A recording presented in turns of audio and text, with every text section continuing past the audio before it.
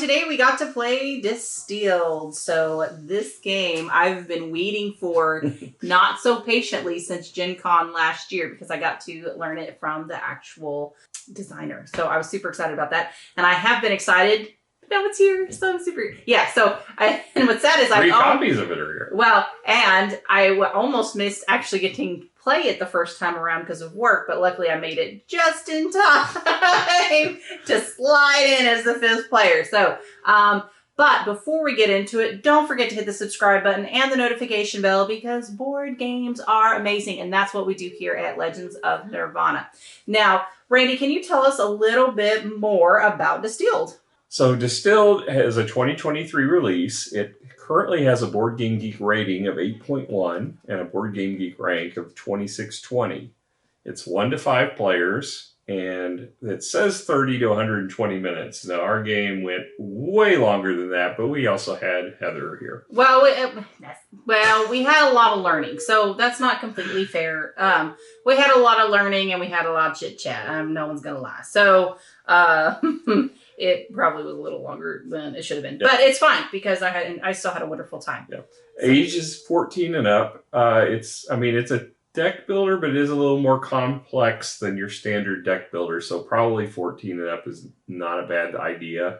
Well, plus the actual content of the game, it is about making spirits. So just kind of keep that in mind. Yeah. Design is by Dave Beck. Art is by Eric Evanson. And it's published by Paverson Games. The MSRP, now this is where it gets a little convoluted. If you go to Paverson Games' website, the MSRP for this base game is $89.99. Then there is the Middle East expansion, which we have here for $20. There's a promo pack that's $5. The playmat that we use is $15. There's the metal coins that we have is a $25 add-on. The recipe cubes, the metal cubes, are $25. The first player token, which is really cool, is $5. The coasters that you can add on, you don't really need them, but if you're trying to get exactly what came in the Kickstarter, these are $5. And then there's a shot glass that's also $5. So if you total up all that, it was $195 if you buy it off of their Paverson site to get everything that was in the Kickstarter. The Kickstarter bundle we got was $85 for the all-in pledge, but that all-in did not include the playmat or the metal cubes. So if you want the true all-in price, it's $125. So if you can find it anywhere from $125 to $195, and if you are interested in this with all the nice pieces, yes, you want most of them. There's a couple that I can say we probably don't necessarily need. But yeah, if you want everything like what we got in the Kickstarter and you missed out on the Kickstarter, it's going to cost you roughly $195 to get all of it. Ouch. So yeah, it is a bit pricey, but you don't need everything, which we'll go through. So need and want are very different things. So. It isn't out in stores yet, so there's really no place to refer you to other than a pre-order on Paverson Games at the moment. Yeah, so they're doing their fulfillment. Okay, all right, so now let's talk about quality of components. So as we kind of discussed, there are a lot of upgrades that came with this game when you did the full-on Kickstarter. Like you mentioned, gorgeous metal coins. Yeah, you definitely want the metal coins. These are fantastic, top-notch metal cubes. These you don't need. They're just, there's wooden cubes. They serve perfectly fine, and the functionality of them, it doesn't require them. So if you're going to scrap some stuff, yeah, that's $25 savings right there. You just get the wooden ones that are in the box. Right. They work fine. Or you can just get your terraforming Mars metal cubes if you if you upgraded to metal cubes in that, which most people haven't, but well, we did. But okay, so all right, and then the card quality is really nice. Yes. It has a good linen finish, a really good thickness. But you are going to shuffle them a lot. We're probably going to want to sleeve them. Yeah. Then you have screen printed player. Now this is the only thing that I had a bone to pick with. The space to put your marker on is too small. It's too small for the unit, A, and then B, heaven forbid somebody have the same score as you. Because they do not stack. Well, I just lied, but this one's rounded, so no. And but it's difficult. Yeah, I think that was a poor choice. It looks nice. They're screen printed and everything, so they look fancy.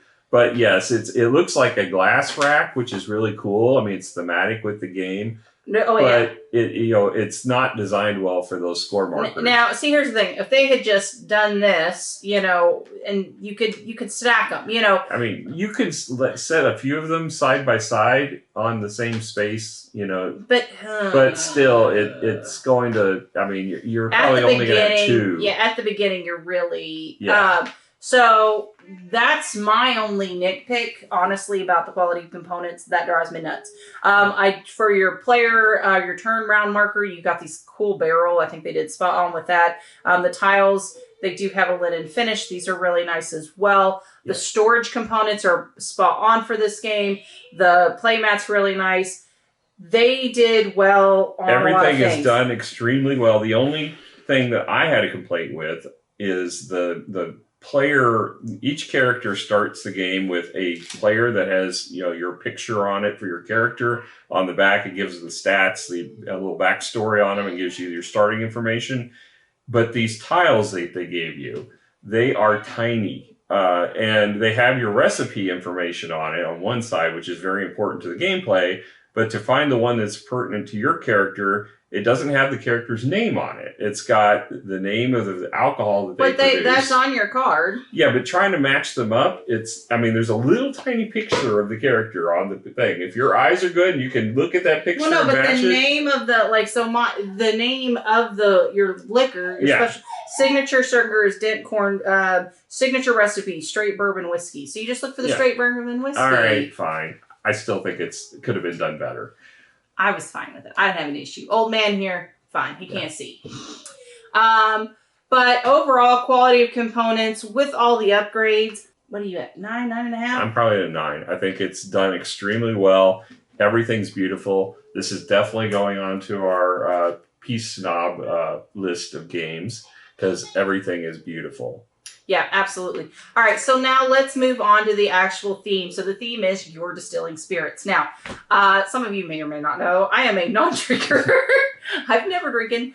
Brady's not a big drinker. I'm a big drinker. I've never drank. What are you talking about? I've had NyQuil. That's the closest I've come to alcohol. I didn't realize so neither one of us have ever drunk at all. So I think it's funny, that this ended up, I'm the one that saw this. And I'm the one that said, hey, this looks interesting, but mainly because I like recipe type games and resource management. So especially when I saw what this was, I was very interested. And Rhonda had mentioned that she was going to do a playthrough at Gen Con, and so I went as well. And I fell in love with it. So there's but I think they did such a great job. You have to figure out how you're going to age your stuff. You have to figure out how you're going to bottle it. You're going to have to figure out what you're going to put in it. You're going to have, so it all makes sense. Mm-hmm. It all super flows very well. And, depending on the kind you make, and the thematics were top notch for this game. Yeah. Well, I mean, it was one of the games that I was interested in checking out before the Kickstarter came out. I met Dave Beck at Origins, and he was amazing. He's the coolest guy. If you ever get a chance to meet Dave Beck, go meet him because he's an awesome guy. And I saw the pieces at the game at this thing. That was all I needed. When I saw the pieces, I'm like, I'm backing. And yeah, it's beautiful. And the thematics of this, the gameplay fits very well with the thematics of the game. Mm-hmm. It's a very solid deck builder. Really, you're not the cards don't stay in your deck, so it's a little twist on the deck builder. But I like that. And I would consider it more resource management because the cards just represent resources. Well, they have functions too, some of them, and yeah, they're not. Well, all, but they come in and out of your tableau, if you will. They're not going to stay there. Many of them, some of them do, but most of them don't. Well, hopefully not. Hopefully you'll make something successful. Yeah, I mean, this is a really well designed game for the thematics of this, making alcohol. He's put a lot of thought and care into the process of brewing the alcohol. And, yes, he had to take some liberties, and he actually admits that in the rulebook even, that there's some liberties taken because it had to fit gameplay too. But it still does a really nice job. No, I think it was spot on for theme. I think when you compare, like, the theme, the integration of gameplay, even the art's really nice for I what love the the theme art. is. You know, everything. I'm willing to give this a 10 for theme. I think he did a really good job incorporating gameplay and some 10 on themes we've had were because they were beautiful and they were breathtaking. Yeah. But this one, because the integration of gameplay and theme was so well done, I can't imagine not giving it a 10. I'm going to give it a 9.5. I'm really close to a 10. My only problem with this one is, and it may go more into the rule book, but it's kind of a borderline. The cards for the ingredients, you know what? I'm going to give it a 10. I'll talk about it in the rule book because I think it's more of a rule book issue. Yeah. All right. Now we're on the rule book. So all right. there we go. About it now. So the rule book, one of the things that was unique about this is there's two rule books. One is 24 pages long. It's got a cover that matches the art on the box. The other one is 12 pages long. It's got basically, this is a kind of a step you into the gameplay. It gives you a scenario for each player. It tells you what to do with the cards and kind of shows you how the gameplay works. Just for the first couple of rounds. So this is what we actually got introduced at Gen Con was the first test. And so just everyone had a certain setup and we continued and then we finished the game after the first test was over. Yeah, there's a few variants to the standard startup that were in this setup, which confused me at first because I got the coins out based upon what I thought it was. I missed the little part in the rule book here for the first taste where it said they added 2 coins to everybody just to allow you to do more of the functionality because the first turn you're very limited.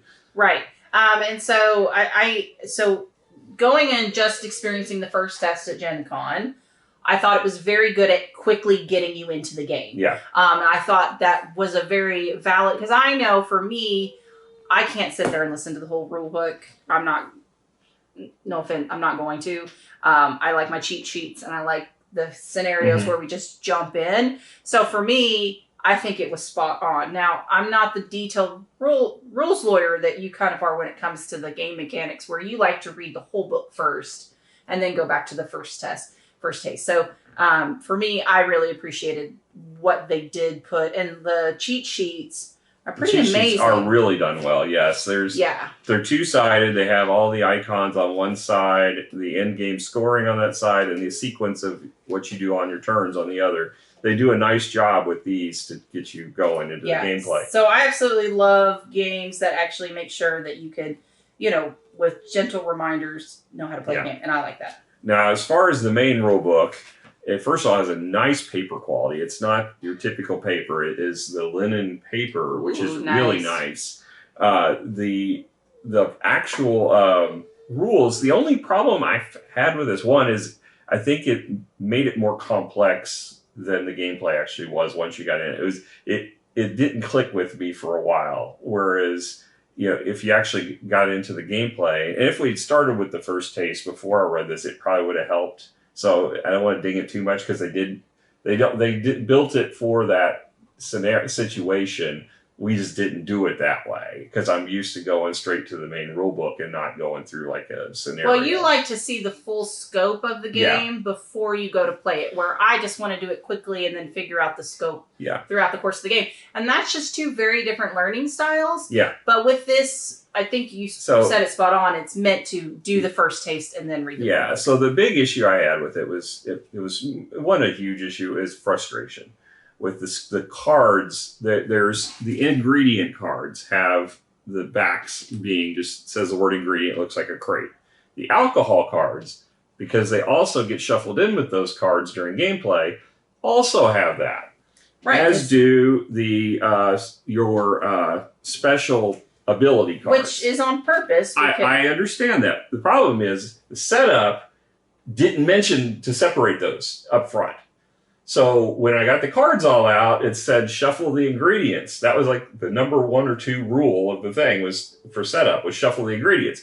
To me, those were all ingredients at that point in the game. I shuffled the whole thing together. Then like 3 steps later, it says stack the alcohol cards face up. Well, I just shuffled them all into the deck, so I had to separate them all back out, put them back in the pile. Then I get further along, and I get the signature recipe special cards. I'm like, what are those? And I'm going through trying to find it, and it was also shuffled into the ingredient deck, so I had to pull those back out. So it would have been nice if they had called out before the step of, putting the ingredient cards together and shuffling them, to call out to say exclude the alcohol and the signature recipe cards, because when you look at them they all say ingredient. I'm shuffling the ingredient cards. So that was my beef, because it confused me, and had to go back and had to reference what are all the pieces in the big box and then pull them out and find. Well, I could have told you to keep them separate. Well, you weren't here. So it was kind of just a frustration of mine, and it's just a sequencing issue in the rulebook.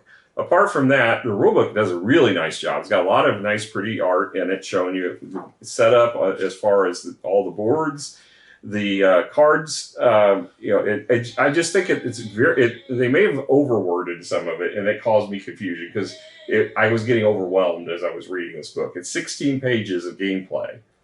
This game is not that confusing once you actually get playing it. There's a lot of little things with the cards, but those aren't really something that you needed to call out. I don't think they did call them out really in the rulebook. So 16 pages seems excessive to try to get the rules but here's the thing though. I think what they did is you have the first test to get you going. Yeah. And if you have questions, then you go to the actual rulebook.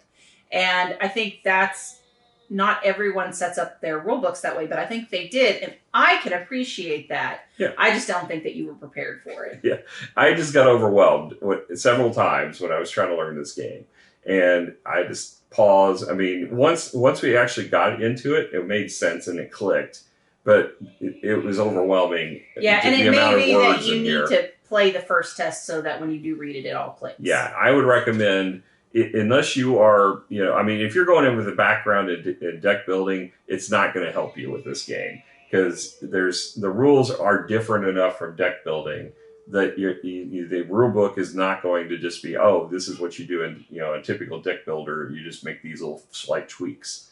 So it's not something that's going to be easily just intuitive to you.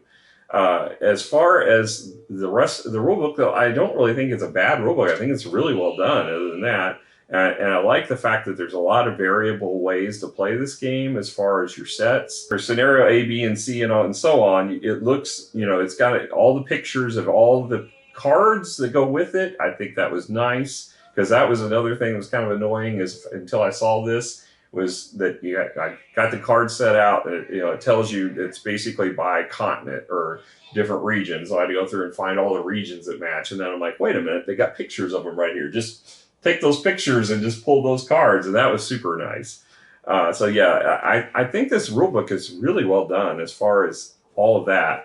I'm probably going to go ahead and give this, even though I had that frustration with it, I'm probably still going to give it 9. I think. Yeah, it is. I think really plus with all the resources, and these cards are still amazing as far as the cheat sheets. All right, so now let's move on to the actual gameplay. So at the beginning of the game, you are going to end up either being given like 2 cards to pick for like one of your cards or whatever, basically the person that you are enacting. And so you're going to get their history, what their starting resources are, as well as what their signature whiskey or signature spirit is. And you're going to get 1 tile. You'll be only able to make it once throughout the whole game, but when it's very valuable, so you definitely want to put that on your to-do list. And you get a signature ingredient that goes in it. There's ways to make that without this card if you should, for some reason, waste it or lose it. Right, you don't get it right off the bat. You have to earn the card. Right. And then the other thing to kind of keep in mind, money's very frugal, especially at the beginning, so be aware of that. You do get some money to start out the game with. Okay. Which is based on your starting resources here. Okay, so then, so now we're going to go into that kind of round. Oh, and then also you will always have the barrel and always have a bottle, so you can, they made it to where you can always at least make something. Yeah, because typically... Unless you play it really wrong. Typically when you produce one of the alcohols, your barrel or whatever you're building it in and the bottle are both lost at the end. You have to use them up and then give them back to the supply, or the bottles, you collect those. They become collectors. Yeah, but sets. it's not for the starters. Not the starters. All right, so at the very beginning of the round, you perform all beginning of the round actions if you have them. So my character, for example, gets to choose either a water or a yeast for that. So I ended up choosing a water to do that. Now I have 2 coins. I'm going to go into the market phase. Now, again, I have a couple of options. I can, go at the basic market, or I can buy from off the board. I am actually going to buy off the board. I only have 2 coins, so I have to keep it kind of limited. But I am going to get these plastic liter bottles. So they're worth negative victory points, but they're worth a lot of money. And at the beginning of the game, that can be quite useful. So I'm going to take that card. I'm going to place it in here. And then that's my turn. So then now it's going to be Randy's turn. So I'm going to start. I've got 3 money, and typically I would start with probably some items, so I'll give me a yeast. So I'm going to buy something that most of the cards out here are not cheap. So I'm probably going to have to buy from the market up here. I will take my first card from the market, and since I have yeast, I will get a water. Now, what the water does is it lets you, when you purchase it, you can reveal the top card of any of these market stacks, and if you can buy it and choose to do so, you buy it, or you can bury it at the bottom of the pile. So I'll look here. Oh, the Mountain Spring water. So I can actually afford this. It's 3 money. So this here actually is going to add a basic water if this gets removed, but it's worth 2 money and a victory point if it isn't removed. So I'm going to get that, and I'm going to add this. Now I've got on my board, I have a pantry where all my ingredients go until I decide to distill them. Yeah. All right. So then it comes back to me. I need some sugar. Okay. So for example, in every type of alcohol, you obviously have water, yeast, and some type of sugar. In this case, I am going to maybe go after, it looks my thing's going after wheat. So I'm going to go after wheat, plus it's free because I'm broke. So I'm going to go for that. All right, then I'm again put in that ingredient. So that's my first time buying. Now what we did is we did put, when we bought from the basic, we did kind of put it above our board. Right. Just so we could keep track of it, because that can get difficult. The rules specifically say to do that because you're only allowed to go there twice, and you could easily forget. Yeah. So I need a sugar to go into my mix. So I'm going to go ahead and... you're broke, so you can only get a wheat. I'm going to have to get I can get a... Oh yeah, I guess it is only wheat. So I'm taking a wheat. Now that's my only 2 options that I can go to the market for, because I've got 2 cards. So that's it for me. All right, and then I'm going to get another wheat, another sugar, because it allows you to get more alcohol, and we'll talk about that when we go to distill. All right, so so what are you going to do anything further? Nope. You're going to pass, right? Yeah. And then it's going to come to me, and I'm going to pass. So then we move on to the next phase, which is market cleanup. We're going to discard the last card of each of the premium market row to tuck and replenish. So these get discarded.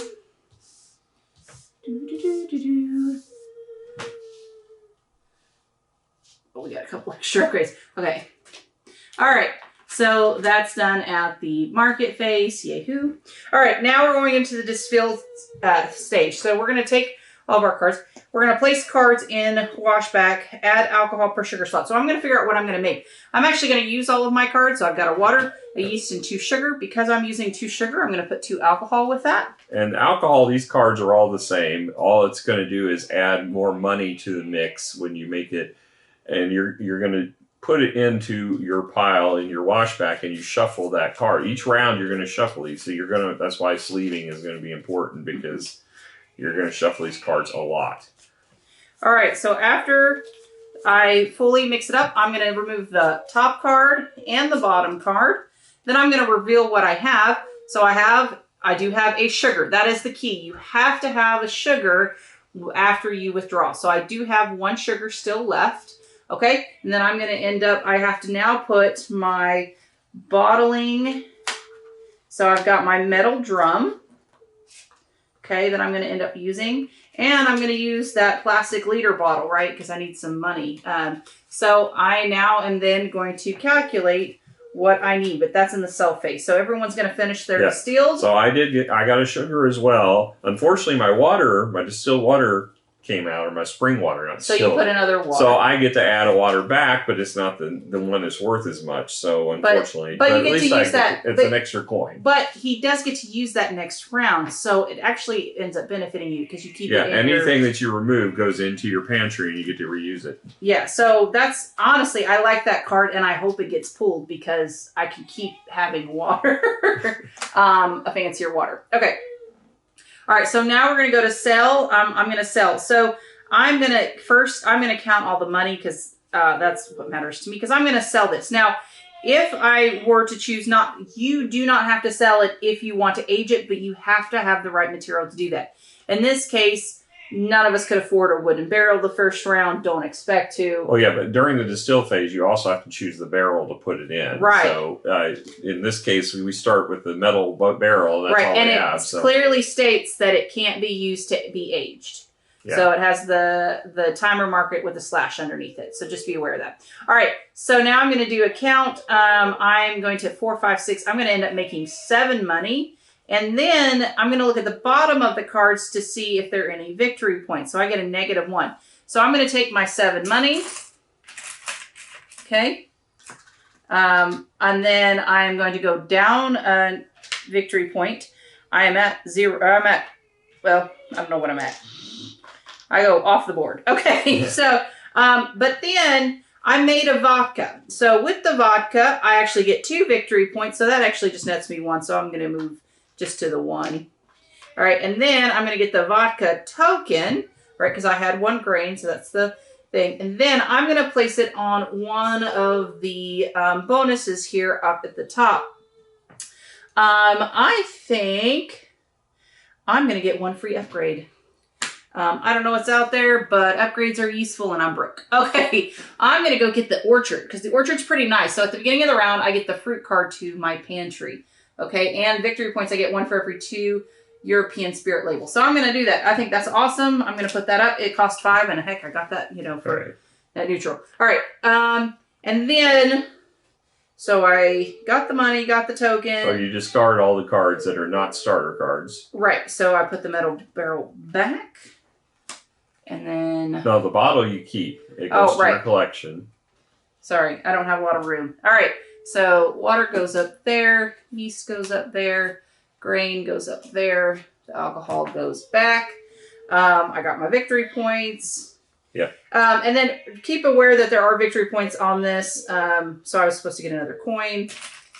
So there you go. Yep. That's the selling phase for me. Now he's going to go into his selling phase. So mine only has 4 money because I didn't get one of those bottles that gives you a lot of money.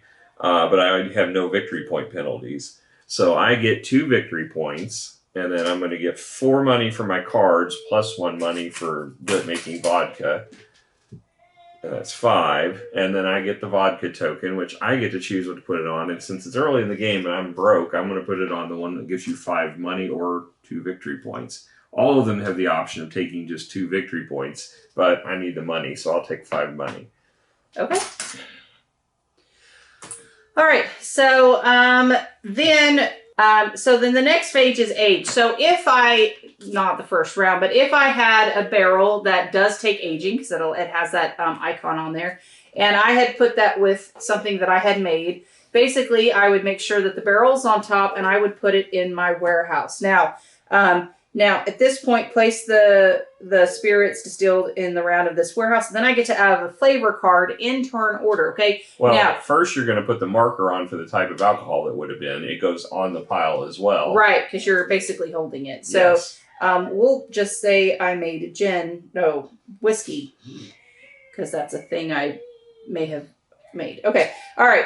But, again, I have to have researched that, but we'll talk about that here in a minute. All right, so... in that case, I would have put it here, and then I would draw I don't get to look at it, I just put a flavor card underneath. Now, every turn that my age stuff stays, you add a flavor card to it. Now, there are some things that let you modify, like draw 2, pick 1, put it underneath, and things like that, which is super useful. But yeah, so that's kind of what that looks like. And then the end of the round, check for the filled spirits wards, which are up here. This is basically... some victory points that you get. If you did not sell, you may hold a tasting. You can lose 4 victory points for 4 money. move round marker forward, first player token clockwise. At the end of the third round, discard the 2 goals. Now, this is round 2. Now, we have a little bit of money. This is where we might want to open up some of the other recipes. So all of us know how to make moonshine and vodka, the basic distillery, as well as our signature. However, we may be like, okay, I'm not quite ready to make my signature because I need a lot of resources to do that. Maybe I want to make some soju or some gin or something like that. I have to open that up. So during the market phase, I'm going to end up buying these cubes. So the first 2 on the list are copper. It costs 2 money to basically learn that recipe. Silver's 4, gold is 6 to open up those recipes. Yeah. But they're worth a lot more victory points, but they're harder to achieve. So just kind of keep that in mind. Yeah. And the good news is if you miss producing something that you were trying to make, there's usually something lower than it that you could produce. You just have, you won't get as nice of victory point bonus for it. And you may not, get, you may not get everything you wish you'd gotten for it, but you typically will get something. So moonshine, for example, doesn't require any sugars. So if you removed all the sugars, you can always default to making moonshine. Right. So one thing I will say is I really like the fact that you're always going to end up making something practically. Now, we had one incident where the first round that a couple people didn't realize that they needed certain things. Yeah. And we kind of let them undo their turn to make it functional so they could actually create something. Because in order to produce anything at all, you have to have at least a water, a yeast, and some form of sugar. Yeah. And some people didn't acquire them. Right. And so the thing to consider is all of those are free in the basic market. You at least start with 1. So you have to grab 2 at a minimum in the basic market to complete it. And if you're not paying attention, you may, I'll put 2 waters. Oh crap, I don't have a yeast, right? So just be aware. Yeah. It can't, but generally speaking, you're at least going to make something. Yeah. So that doesn't make me, because some games, sometimes you get stuck. I think that the likelihood of you getting stuck is very low in this game. And then, like I said, end of round, if you did not sell, you may hold a fasting. So at least, if you didn't, something went wrong, you can at least do that. You can make some money. So let's talk about things that I really, really liked. I liked the building up. I mean, yes, you're trying to create, but like trying to make sure you have the right cards, being able to buy that, and the thing is you're using money to buy victory points because you could get a wheat for free, right? Mm-hmm. But your cost of 2 wheat, you get a victory point for it, right? So you're losing 2 money to get that victory point to get that same wheat that you could get for free, but you can only use the basic market for so often. So it's really about how do I best spend my money to get victory points while not starving myself? And so it's a very interesting and complex game, but it's pretty basic to play. Mm-hmm. But there's a lot of strategy involved for that long-term thing. And that's what I love. And I love the fact, getting different bottles and just the overall thing. I really enjoyed this game. I was excited to play it at Gen Con. I was still excited to play it again. And overall, what would I rate it? I don't know. I'm going to wait till you rate it. So here's what I liked about it. One of the things we didn't talk about is the scoring. I like the fact that I love the bottles idea. I never took advantage of it when we played, but because I was focused on other problems I had. But the bottles I thought was really cool because when you produce, if you go with the fancy bottles, you keep it and you collect sets of those and they can be worth a lot of points at the end, especially if you get them all in the same countries. But even if you don't, if you want to cross each of the continents or whatever, then you can get a bonus of like 5 victory points for that too. So it's kind of like 7 wonders in that sense. But what I didn't like that I ran into is the cards that I needed to produce things kept getting snagged before my turn ran. So basically, you've got a very strong dependency on what comes out on the board. And there's only 4 cards out there at a time, so you can get into a situation where the recipes you have you can't produce, or at least they won't be worth much because you have to take basic starter cards. And if you needed a water and you needed a yeast, because every time you use it, it goes away, then you're going to have to acquire those. And those are your two purchases. So at that point, you're stuck with what's in the market. And if there's no of the type of sugar you need to make your recipe, you can get in a bind, or you can have very little money coming from your production. And I got stuck with that a lot during the game. See, I didn't, because the 2 cards that you get back, I either had a water or yeast or an alcohol typically in one of those. So I was able to recycle quite a bit. I didn't have that issue, maybe because it was the random that I was drawing. And honestly, you know, so, and then I guess people weren't going after wheat, which is the one thing. I was. Oh, well. That was the problem I had, was that you and I were taking them both. And the one, so like when you didn't get one, I got it. But if I took it, then you didn't get it, and we kept, you and I were butting heads. Oh no, I mean, I had to sometimes get some of the cheaper wheat, but I didn't. That's what. But I at least got 1 or 2 of the good wheat when I was doing it. So. You know, I had to set my character up basically so that I would get a free water, a free yeast, and I had a free repeatable barrel. Problem is, it was a steel barrel, so I could only produce the cheap stuff as far as victory points goes, but I got a lot of return on those, you know, because I got to use the barrel that generated money every time, you know, double the money. So I set myself up, but it was for all the low victory point things. So by the time I was able to take advantage, plus my in-goal bonuses, because you start the game with I didn't get either one of those. I don't. Yeah, you start the game with 3 of these distillery goals that are your private goals, and then there's in-game goals that are common. And I was trying to compete for both of those. The ones I had, there was no way I was ever going to achieve, except for one, which was the equipment one. So I focused on that, which took a lot of money because the equipment costs the most money and it has, you know, some of the fewest returns as far as the abilities, I felt like. Now, some of them were really good, but if, you know, again, you're at the mercy of what equipment comes up out on the board. And if it's not the equipment you need, you know, it's not useful. I mean, for example, so this is some thoughts. So there was one equipment. It cost 5 money. Reduces the cost of any card you buy once per market phase, right? So it's not per buy, it's per thing. So, and I bought that first round, but there's only 7 rounds. So basically only netted me 2. Right. And it's expensive to buy them. Right. So, and if that was the only one I bought, I got 2 victory points.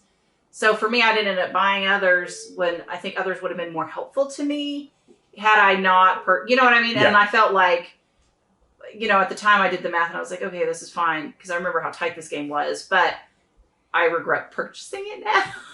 Well, so if they had been every buy I got a coin, then it would be worth the 5 money. To make matters worse, I had to go for the most victory points in equipment, which meant I had to get the cards that had generated as many victory points as I could as far as the bonus for them, which generally meant their ability was not as good.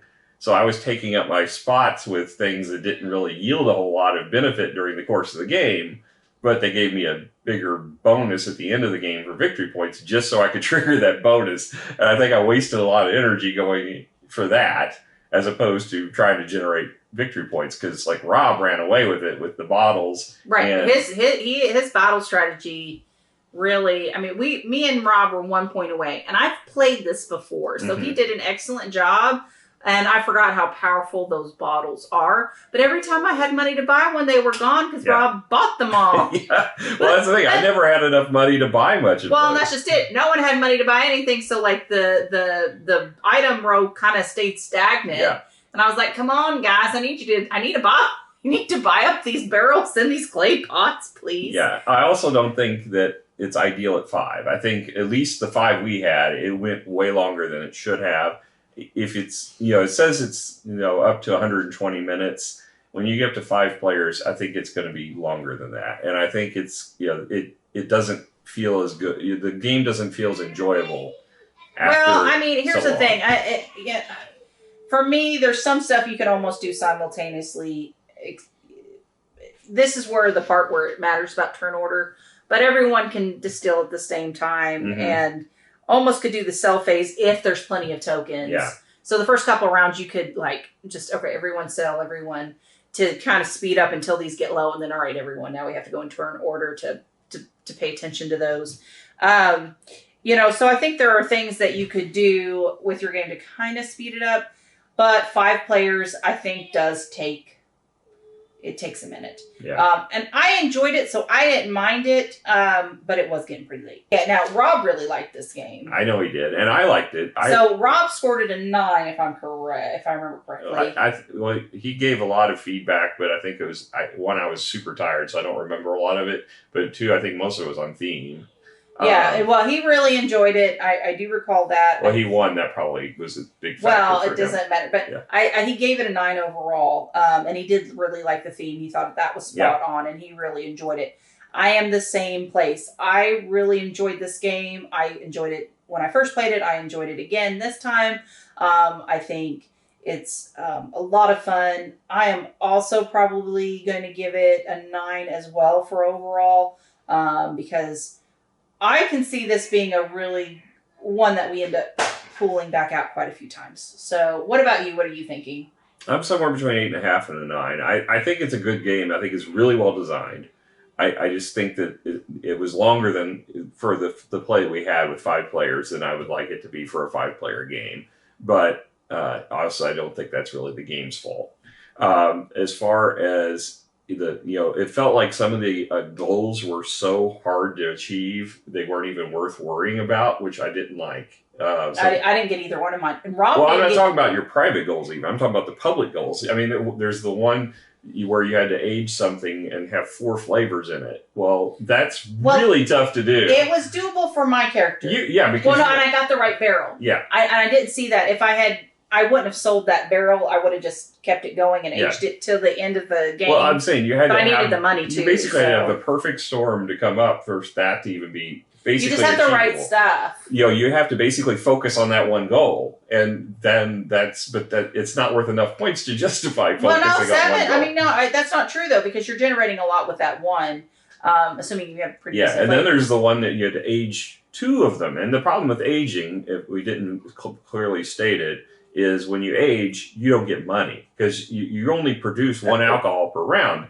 So if you put something into age, you get no return that round. But here's the thing, though. We didn't use this, and we came across this. If you do not sell, you may hold tasting, lose 4 victories, 4 months.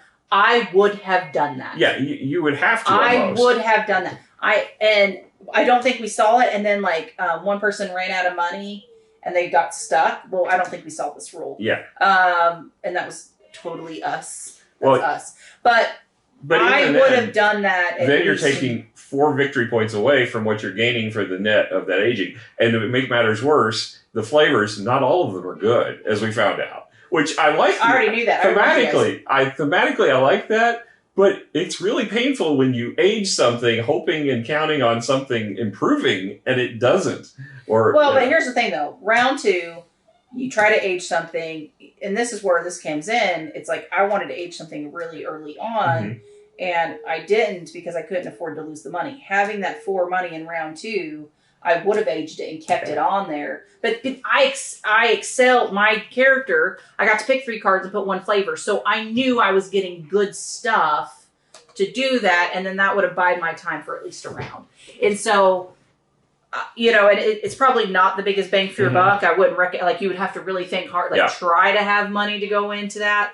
But I wish. Yeah, I think I'm going to give it an 8.5 because of those reasons. I don't think I'm going to give it quite a 9 because, given the fact that my play style is always get as many in-game bonuses as you can, and the in-game bonuses didn't feel like they were rewarding enough to justify all of the effort you had to put into them, particularly with these shared ones. Well, so here's the thing, though. I think there's a certain amount of alignment because my card was get things with fruit. And my signature was wheat. Yeah, what I'm saying. If the thing had been getting the most wheat things, I would have been like, But then it's the luck of the draw on what you get, which again, that's where I struggle with these, if you get lucky to get to win. So I just think there's a lot of dependency on which cards come up, which cards you get as your bonuses, which bonuses come up, and whether they're even obtainable or close.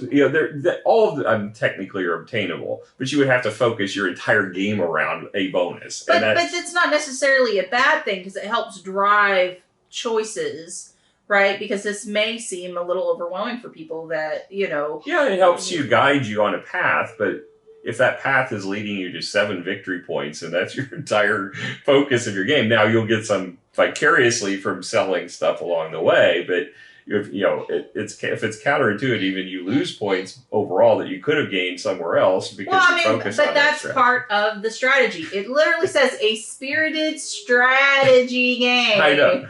I just think that I think that there was the effort to put into those bonuses is less than its reward is. All right, so you're an 8.5. 9s. I mean, it's a great game either way. No, absolutely. And I got a shirt. Yeah. I did get a shirt when I actually demoed the game.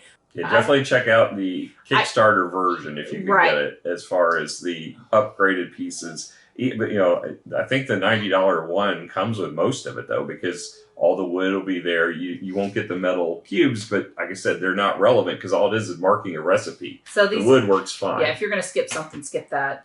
The coins definitely are an add. Well, and I don't. You don't need the shot glass or the coasters. I mean, that's all accessories. This I would get just because it's beautiful. Yeah, that, so if you do need to save some money, if you can't get the actual Kickstarter, it's possible. But overall, I really do like it. I enjoyed it, guys. I had a lot of fun. And I'm sorry for the person who, people that didn't or, it did get pretty late. Well, guys, thank you so much for joining us. We had an absolute blast, and hopefully you'll come hang out with us again. We'll catch you guys later. Bye. Bye.